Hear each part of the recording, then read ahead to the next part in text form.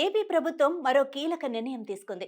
రిజిస్ట్రేషన్లకు కొత్త విధానం అందుబాటులోకి తీసుకొచ్చింది. ఇక నుంచి రిజిస్ట్రార్ కార్యాలయాల్లో నిరీక్షించే అవసరం లేకుండా ముందస్తుగా స్లాట్ బుకింగ్ విధానం అమలు చేయనున్నారు. ఇందుకు ముహూర్తం ఫిక్స్ అయింది. పని వేళల్లో ముందస్తుగానే స్లాట్ బుకింగ్ ద్వారా తమ సమయాన్ని ఖరారు చేసుకోవచ్చు. దీని ద్వారా ఇక నుంచి రిజిస్ట్రార్ కార్యాలయాల్లో వేచి ఉండకుండా వెళ్లిన వెంటనే రిజిస్ట్రేషన్ పూర్తయ్యేలా కొత్త మార్పులకు శ్రీకారం చుట్టారు.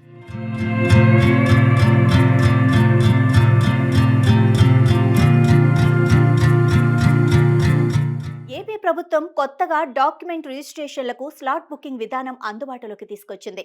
ఏప్రిల్ 1వ తేదీ నుంచి ఈ సదుపాయం అమల్లోకి రానుంది.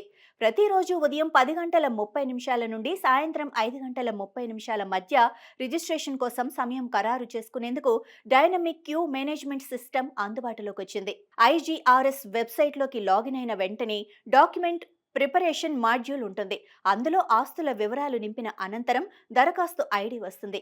దీని ఆధారంగా రిజిస్ట్రేషన్ సమయాన్ని ఖరారు చేసుకోవచ్చు. కంకిపాడు రిజిస్ట్రార్ కార్యాలయంలో ప్రయోగాత్మకంగా ప్రారంభిస్తున్నారు. ఈ విధానం ద్వారా ఇక నుంచి భూముల క్రయ విక్రయాలకు సంబంధించి రిజిస్ట్రేషన్ల ప్రక్రియలో ఇబ్బందులను అధిగమించవచ్చని ప్రభుత్వం భావిస్తోంది. దీనికోసం రవాణా శాఖలో మాదిరి స్లాట్ విధానాన్ని అమల్లోకి తీసుకొచ్చింది. ఈ విధానం ద్వారా క్రయ విక్రయాలకు ఇబ్బందులు తప్పనున్నాయి. రిజిస్ట్రేషన్ల కోసం ఉదయం కార్యాలయాలకు వచ్చే వారితో సాయంత్రం వరకు రద్దీ కనిపిస్తోంది. ప్రస్తుతం వివాహ రిజిస్ట్రేషన్లు, భూముల క్రయ విక్రయాల రిజిస్ట్రేషన్లకు ఇబ్బందులు తప్పటం లేదు. ఉదయానికే సబ్ రిజిస్ట్రార్ కార్యాలయాలకు చేరుకున్నా ఒక్కోసారి సర్వర్ సమస్య లేదంటే రద్దీ కారణంగా సాయంత్రానికి కూడా ప్రక్రియ పూర్తయ్యేది కాదు.